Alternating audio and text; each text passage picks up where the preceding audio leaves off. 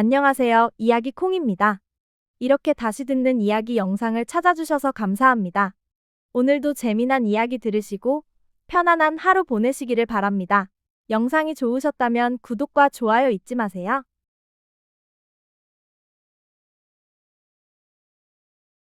옛날 옛적 참으로 오래된 이야기입니다. 산과 산 사이 그 깊은 골짜기에 작은 고개 하나가 있었습니다. 사람들은 그곳을 달빛 고개라고 불렀지요. 왜 달빛 고개라고 부르게 되었을까요? 마을의 가장 나이 많은 할머니가 들려주는 이야기에 따르면 아주 옛날 하늘의 달님이 이 고개를 유난히 사랑하셨다고 합니다. 다른 곳보다 더 밝은 빛을 내려주시며 밤길을 걷는 사람들을 보살펴 주셨다고 하지요. 하지만 언제부터인가 그 아름다운 달빛이 사람들에게는 두려움의 대상이 되어버렸습니다. 낮에는 참으로 평화로운 곳이었습니다. 따스한 햇살이 억새밭을 은빛으로 물들이면 아이들이 어야디야, 노래하며 뛰어놀곤 했습니다.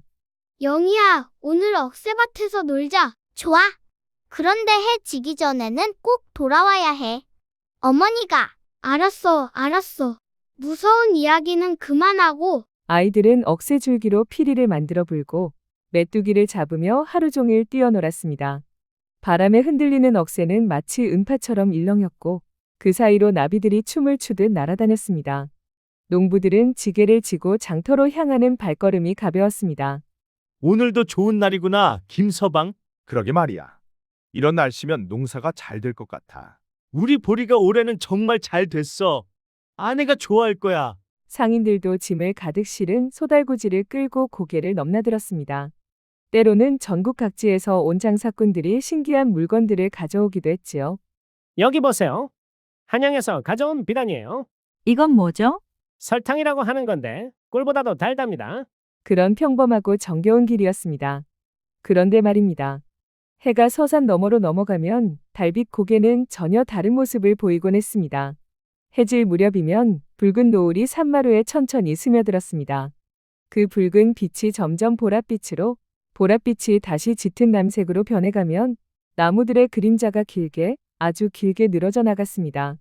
마치 거대한 손가락이 땅 위에 그려놓은 검은 글씨 같았지요. 그리고 그 글씨들이 살아 움직이는 것처럼 바람에 따라 흔들리며 춤을 추는 것 같았습니다. 이상한 일이었습니다. 그 그림자에 발이 닿는 순간 사람들의 발걸음이 갑자기 무거워지는 것이었습니다. 어라? 왜 이렇게 다리가 무겁지? 처음에는 하루 종일 일해서 피곤한가 싶었습니다. 하지만 그림자를 벗어나면 다시 가벼워지고 그림자 안으로 들어가면 또 무거워졌습니다. 평소보다 훨씬 느려진 걸음으로 고개를 오르면 밤이 깊어질수록 안개가 골짜기 깊숙한 곳에서 피어올라왔습니다. 그 안개는 마치 살아있는 것 같았습니다. 하얀 짐승떼가 기어오르듯 사람들의 발목을, 무릎을, 허리를 차례차례 휘감아 올라왔지요. 이상하다. 이런 안개는 처음 봐. 왜 이렇게 따뜻하지? 보통 안개는 차가운데? 안개 속에서는 방향 감각을 잃기 쉬웠습니다. 분명히 동쪽으로 가고 있다고 생각했는데 서쪽으로 가고 있거나 올라가고 있다고 생각했는데 내려가고 있었습니다. 가장 이상한 것은 길이 끝없이 이어지는 것 같았습니다. 분명히 평소에는 한 시즌이면 넘을 수 있는 고개였는데 밤이 되면 아무리 걸어도 끝이 보이지 않았습니다. 저기 저 바위가 아까 본 바위 같은데? 맞아, 분명히 저 소나무도 지나쳤어. 그럼 우리가 계속 같은 곳을 돌고 있다는 건가? 사람들은 자꾸만 같은 바위, 같은 나무를 지나치며 미로에 갇힌 듯한 기분에 사로잡히곤 했습니다. 마을 사람들은 저마다 달빛 고개에서 겪은 이상한 일들을 이야기했습니다. 내가 어젯밤 고개를 넘어오는데 말이야. 할아버지는 담뱃대를 길게 빨며 천천히 말을 시작했습니다. 어디선가 아이 울음소리가 들리더라고. 그것도 아주 서럽게 우는 소리가 으앙, 으앙 하고 말이야. 그래서 깜짝 놀라 사방을 둘러봤건만 아무도 없더군. 혹시 바람 소리가 아니었을까요? 아니야. 바람 소리는 내가 50년을 들어서 다 안다. 그건 분명히 아이가 엄마를 찾으며 우는 소리였어. 그런데 아무리 찾아도 아무도 없었다니까. 참 이상한 일이었어. 나는 더 신기한 걸 봤네. 마을의 젊은 아저씨가 끼어들었습니다. 고개를 넘어가는데 갑자기 길이 호련히 사라지는 거야. 앞을 잘 보고 걸었는데 한 발짝 더 내디뎠다가 발이 덜컥 공중에 떠버렸다니까. 정말이에요? 깜짝 놀라서 뒤로 물러서니까 다시 길이 나타나더라고. 그래서 조심조심 다시 걸었는데 또 똑같은 일이 일어나는 거야. 결국 그날은 돌아가서 다른 길로 갔지. 가장 무서운 이야기는 혼자 길을 가던 총각의 이야기였습니다. 나는 분명히 혼자 길을 가고 있었는데 총각은 손을 떨며 말했습니다. 달빛에 비친 내 그림자를 우연히 내려다봤거든. 그런데 내 뒤에 또 다른 그림자가 따라오고 있는 거야. 깜짝 놀라서 뒤를 돌아봐도 아무도 없는데 그림자는 계속 내 뒤를 쫓아오고 있었어. 그래서 어떻게 했어요? 무서워서 뛰어서 도망쳤지. 그런데 아무리 빨리 뛰어도 그 그림자는 계속 쫓아오더라고. 마치 내 그림자와 장난을 치는 것 같이.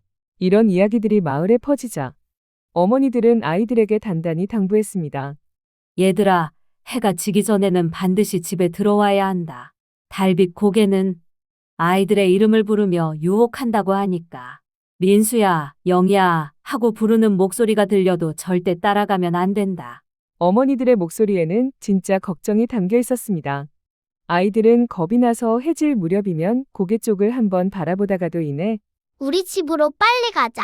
하며 종종 걸음으로 달려들어갔습니다. 그 마을에 한수라는 농부가 살고 있었습니다. 한수는 햇볕에 검게 그을린 얼굴을 가진 참으로 성실한 사람이었습니다. 새벽별이 아직 떠 있을 때부터 일어나 오늘도 힘내자. 하며 몸을 일으켰습니다. 차가운 우물물로 세수를 하고 간단한 아침을 먹은 뒤 호미와 괭이를 챙겨 밭으로 향했습니다. 보리야, 잘 자라라. 우리 딸이 배고프지 않게. 그의 거친 손에는 오랜 농사일로 생긴 굳은 살이 박혀 있었지만 그 손길은 늘 곡식들을 다정하게 어루만졌습니다. 한 포기 한 포기 정성스럽게 돌보며 벌레가 있으면 손으로 하나하나 잡아냈습니다. 한낮에 뜨거운 해가 등을 따가우게 내리쬐어도 한수는 쉬지 않고 일했습니다. 잠깐 그늘에서 쉴 때면 항상 품에서 딸이 만들어준 주먹밥을 꺼내 아껴가며 먹었습니다. 한수에게는 12살 된 어린 딸 하나가 있었습니다. 아내는 몇 해 전 병으로 세상을 떠났고 이제는 딸과 단둘이 살아가고 있었지요. 딸아이 이름은 은별이었습니다. 밤하늘의 별처럼 맑고 예쁘다고 해서 지은 이름이었지요. 은별이는 나이에 비해 참으로 부지런하고 착했습니다.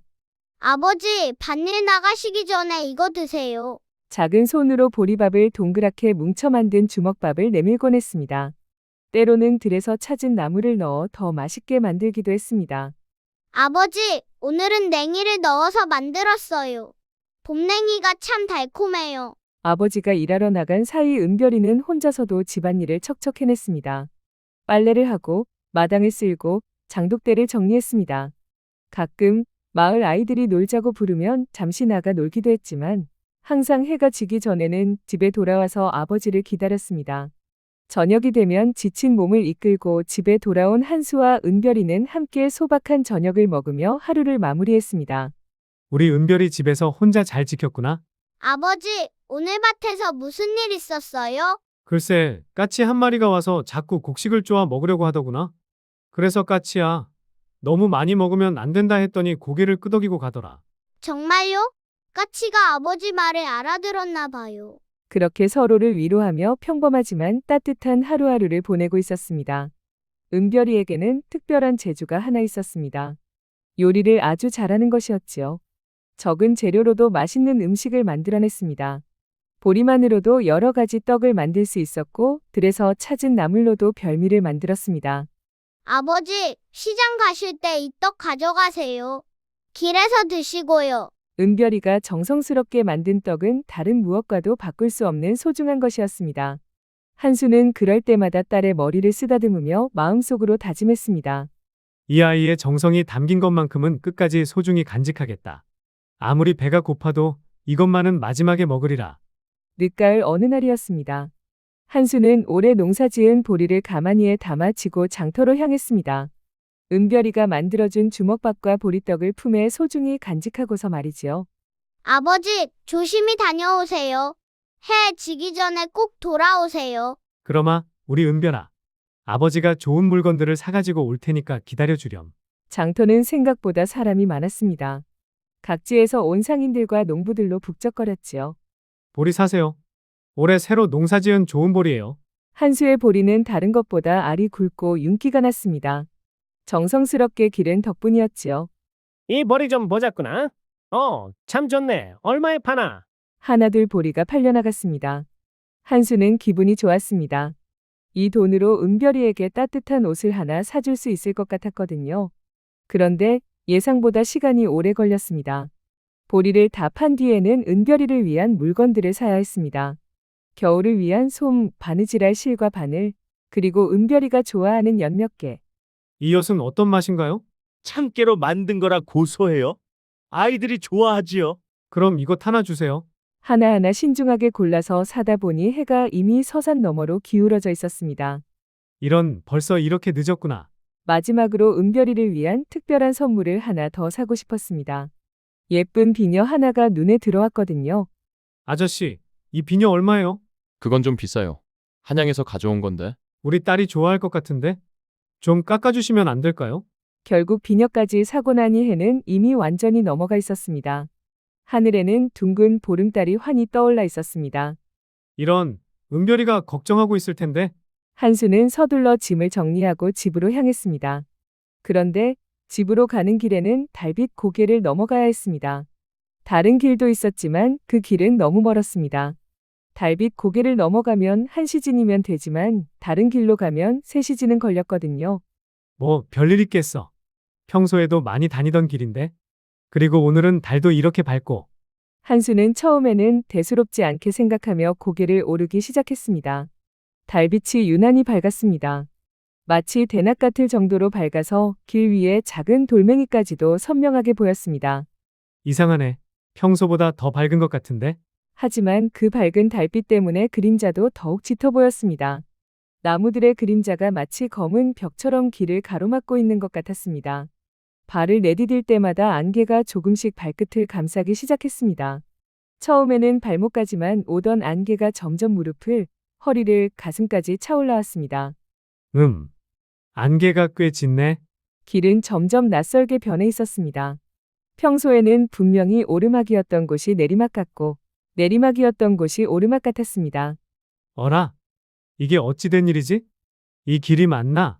나무들도 평소와 다른 곳에 서 있는 것 같았습니다. 분명히 기억하던 큰 소나무는 보이지 않고 없던 바위가 길 한가운데 버티고 있었습니다. 한수는 점점 불안해지기 시작했습니다. 아무리 걸어도 고개의 끝이 보이지 않았습니다. 그때였습니다. 쉰 목소리가 어둠을 찢고 울려 퍼졌습니다. 거기기, 멈추어라. 한수는 깜짝 놀라 걸음을 멈췄습니다. 심장이 쿵쾅쿵쾅 뛰었습니다. 안개 속에서 거대한 그림자가 서서히 나타났습니다. 키는 어른 3명을 겹쳐놓은 만큼 크고 머리에는 휘어진 뿔이 2개 돋아 있었습니다. 손에는 사람 키만 한 묵직한 몽둥이를 들고 있었고 가장 무서운 것은 이마에 달린 3번째 눈이었습니다. 그 눈이 번쩍이며 한수를 꿰뚫어 보고 있었습니다. 도깨비였습니다. 이 고개를 지나려면 금덩어리를 내놔라. 값진 보물을 내놔라. 그렇지 않으면 이 고개를 지나갈 수 없다. 도깨비의 목소리가 산울림처럼 메아리쳤습니다. 한수는 다리에 힘이 빠져 주저앉고 말았습니다. 온몸이 떨렸지만 그래도 용기를 내어 대답했습니다.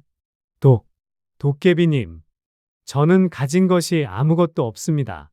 그저 이 보리떡 하나뿐입니다. 떨리는 손으로 품에서 딸이 만들어준 보리떡을 꺼냈습니다. 이것은 제 딸이 만들어준 것입니다.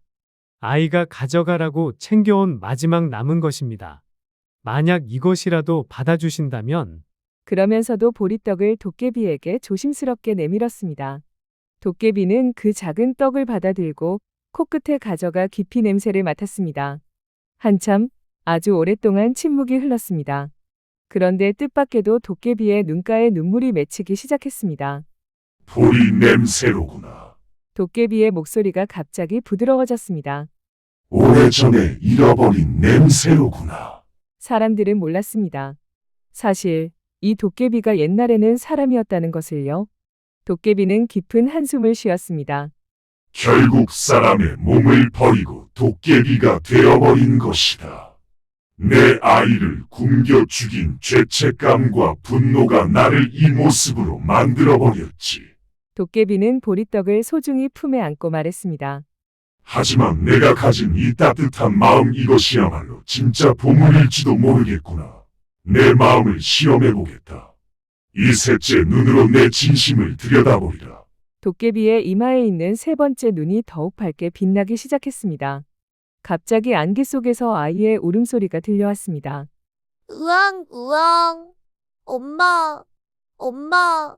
참으로 애처로운 소리였습니다. 마치 길을 잃고 헤매는 어린아이가 부모를 찾으며 우는 소리 같았습니다. 한수는 두려웠지만 그 소리를 들으니 가슴이 아팠습니다. 어디선가 아이가 울고 있구나.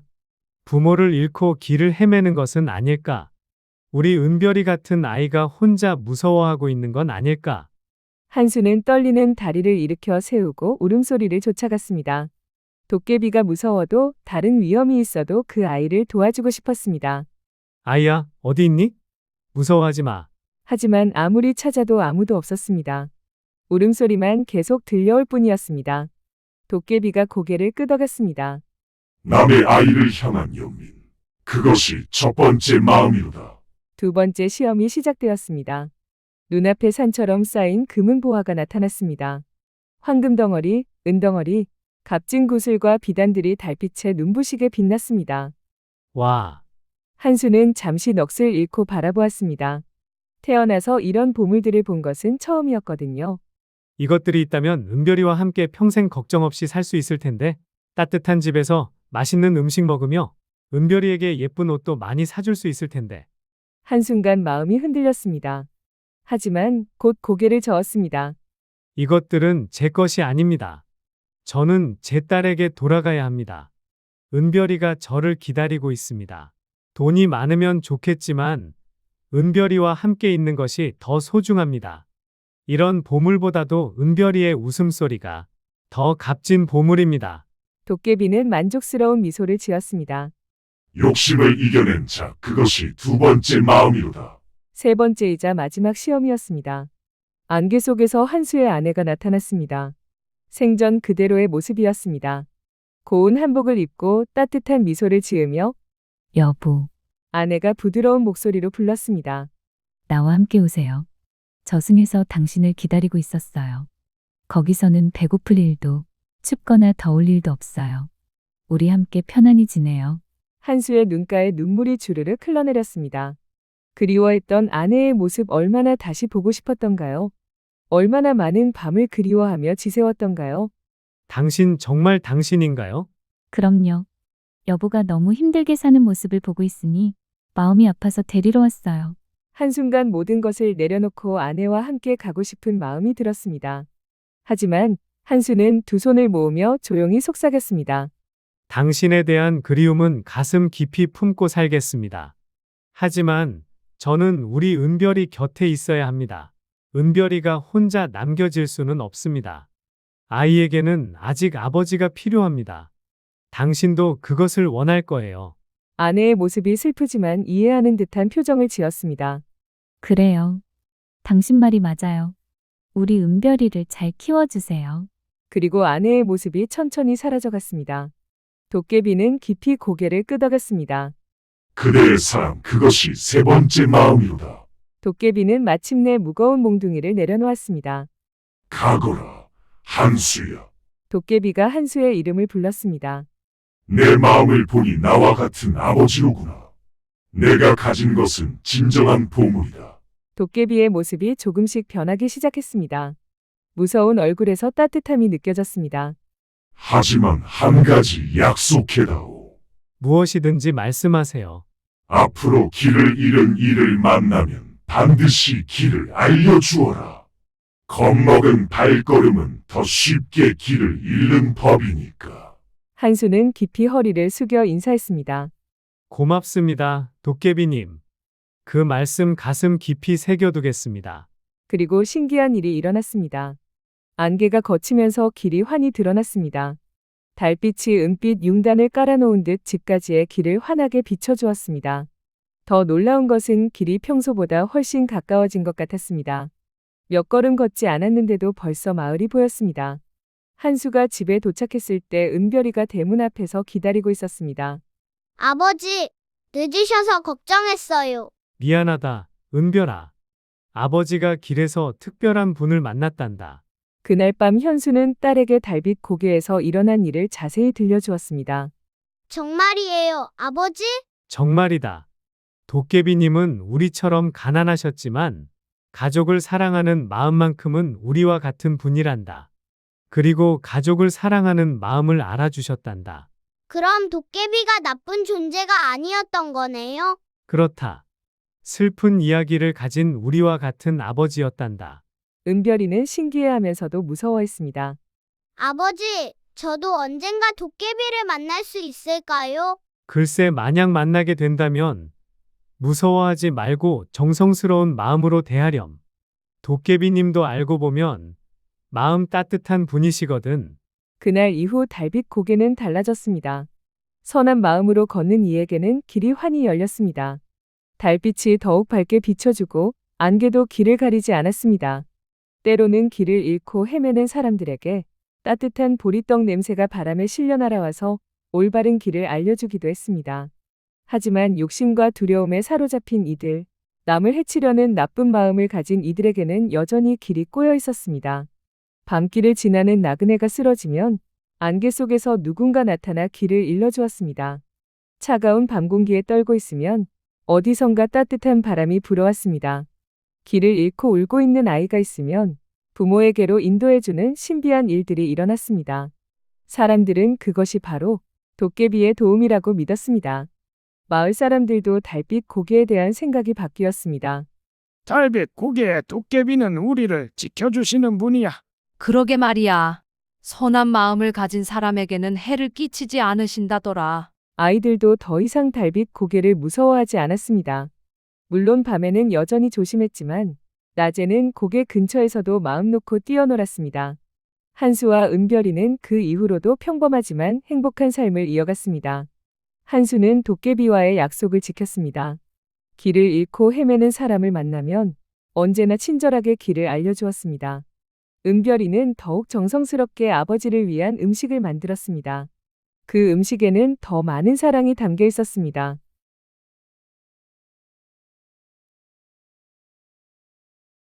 오늘날에도 달빛 고개에는 달빛이 유난히 밝습니다. 때때로 안개 속에서 발걸음 소리가 들려오기도 합니다. 하지만 사람들은 더 이상 두려워하지 않습니다. 그것이 도깨비의 발걸음이라 믿기 때문입니다. 길 잃은 이를 도와주는 따뜻한 마음을 가진 도깨비의 발걸음이라고. 이야기는 무섭게 시작되었지만 결국 따뜻하게 끝이 납니다. 달빛 고개는 두려움의 상징이 아니라 사람 마음을 비추는 거울이 되었습니다. 진정한 보물은 금은 보화가 아니라 사랑하는 마음이라는 것을. 어떤 어려움이 와도 가족을 향한 사랑과 남을 배려하는 마음이 있다면 어떤 시련도 이겨낼 수 있다는 것을. 그리고 겉모습이 무섭다고 해서 모두 나쁜 존재는 아니라는 것을. 오늘 밤도 달빛 고개 위로 환한 달이 떠오를 것입니다. 그리고 선한 마음을 가진 모든 이들의 길을 환히 비춰줄 것입니다. 지금도 그 마을에서는 이 이야기가 전해집니다. 그렇게 달빛 고개의 이야기는 오늘도 계속 이어져 갑니다. 오늘도 달빛 고개의 이야기를 생각하시면서 편안한 밤 되시기를 바랍니다.